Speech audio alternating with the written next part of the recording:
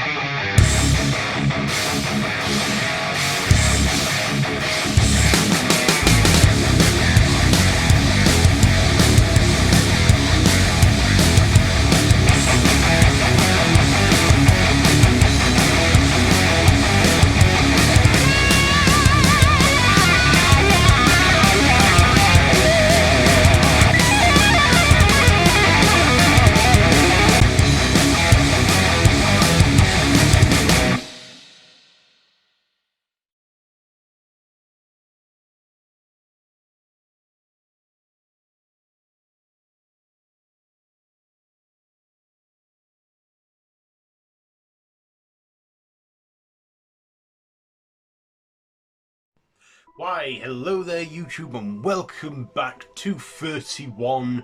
So we're on day 9 and it's a new week, meaning a new theme. So the theme for this week is going to be first and last week.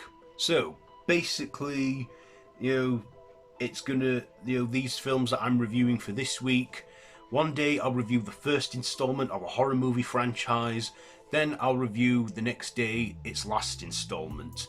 Except for the last 3 days, because it's an odd number of days, I've got an idea for that one, which, like I said, we'll get to as the week goes on. So yeah, I review the first installment, then its last sequel. Remakes, I'm not going to count for this one. I'm going to purely do it by original film and its sequels. So let's get starting with the reviews. So today I am reviewing the 1987 Clive Barker classic Hellraiser.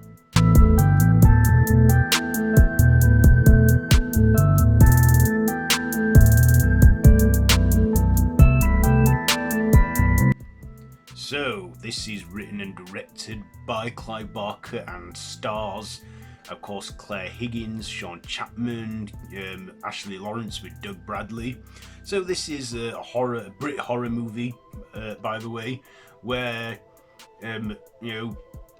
Frank Cotton acquires this puzzle box, the Lament configuration, to seek his greatest pleasures, and is then ripped apart by hooked chains.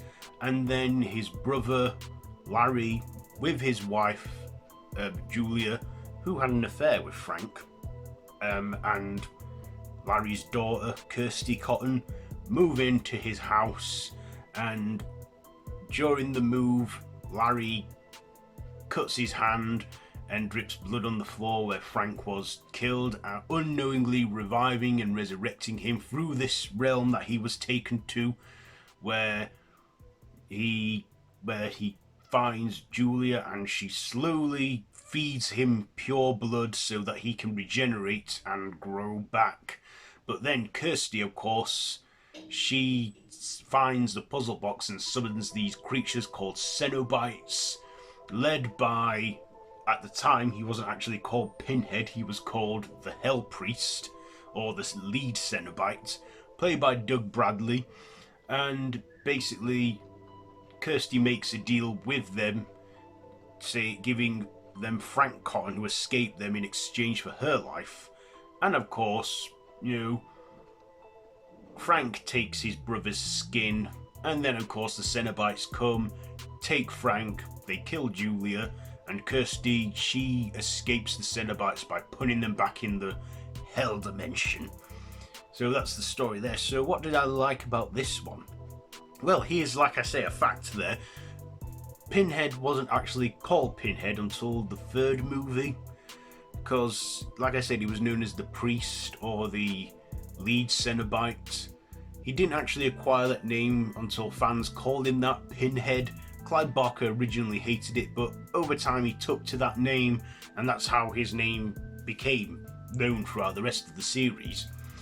Now, when I first watched this, I was expecting to see a lot of the Cenobites, given that I thought that they were the main characters, the main antagonists. but that's not necessarily so. In this first movie, the Cenobites are kind of like background characters that appear briefly at the beginning, and then towards the final act we see 4 of them. We see like the lead Cenobite, Pinhead, played by Doug Bradley. When Doug Bradley was at the Hellraiser rap party, everyone was walking past him not knowing that it was him, and I thought we all got on here. Then it occurred to him they'd never seen him without the makeup on before, and that is great makeup effects, by the way, with all the pins. There's the other Cenobites. There's female Cenobites. There's Chatter Cenobite with the chattery teeth, and then there's Butterball Cenobite. And of course, the 4 of them look brilliant in their S&M demonic gear. And Doug Bradley, despite the small screen time he has, he actually delivers and does a great job in that role. But of course, our main villains are, of course, Julia and Frank, who are both in a relationship, cheating on Larry, who is a complete innocent victim in all this, and unknowingly meets a grisly fate. And of course, Kirsty, our final girl, she then has to face the evil and stop it all from, taking her soul and tearing it apart. Played brilliantly by Ashley Lawrence, who featured in the first 2 films, very small part in the 3rd one, but she didn't return until the 6th movie. But yeah, this film would go on to span 9 sequels and a remake from last year. Of course, this is based on Clive Barker's own novella, The Hellbound Heart, where Pinhead, or the lead Cenobite, is actually female. So when they remade it with a female Pinhead, or Hell Priestess, I was all for that because it was being truer to the book. But like I said, we're not talking the remake at all in this one. We're going with this one and its last sequel, Judgment, which we'll get to tomorrow. So yeah, of course I liked Claire Higgins and Sean Chapman as Julia and Frank. They were the true villains of this one, and Julia Cotton, she is purely an evil cow. But of course, in real life, Claire Higgins and Sean Chapman are both nice people. I had the honour of meeting them once, quite a while ago now, at Comic-Con. I asked them a few questions at a Q&A they did, and they talked a lot about Hellraiser there, and saying how much of a great horror author Clive Barker is, which he is. So yeah, I do like this film. It has good visual effects as well, practical and digital, and it's a great 80s horror, and like I said, has gained enough popularity to warrant like 9 sequels. Of course, Doug Bradley did not play Pinhead in the last 2 Hellraisers, but I can kind of see why he left the role. But I find Hellraiser Judgment a lot better than the one we got before. But like I said, we'll do that one tomorrow, as it is the last installment sequel-wise. But for now, we're talking about the original. So anything else? Anything negative I gotta say? Well, I guess, like I say, on first viewing I was a little disappointed that we hardly ever saw the Cenobites, but upon rewatches and that, and understanding the film and that, I kind of get it now. It's like, yeah, I know that now, that they are not the main antagonists. They're more like the judge, jury, executioners, like Hell's their prison and they're the wardens. But yeah, this was a great start to the horror franchise that is Hellraiser, and I do enjoy it still to this day.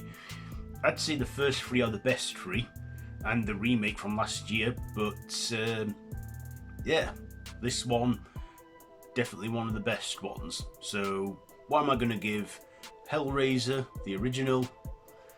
I'll give it 4.5 stabs out of 5. 4.5 stabs out of 5 for Hellraiser. So there you go, there is the first review of First and Last Week, and the first installment of the Hellraiser franchise. So tomorrow I'll go to the last installment, which is Hellraiser Judgment. So yeah, have you seen this one? Let me know down in the comments below. If you like this video, be sure to give it a big thumbs up and to share with your friends. Feel free to subscribe to the channel if you haven't already, and to hit that notification bell. I've been Random Ross, and this has been 31, day 9, and day 1 of first and last week. So see you tomorrow, and until next time, you can watch the first week too, Rob Zombie Week, as well on the channel. All 31 this year so far on the channel. So yeah, like I said, I'll see you tomorrow, and until next time, don't have nightmares.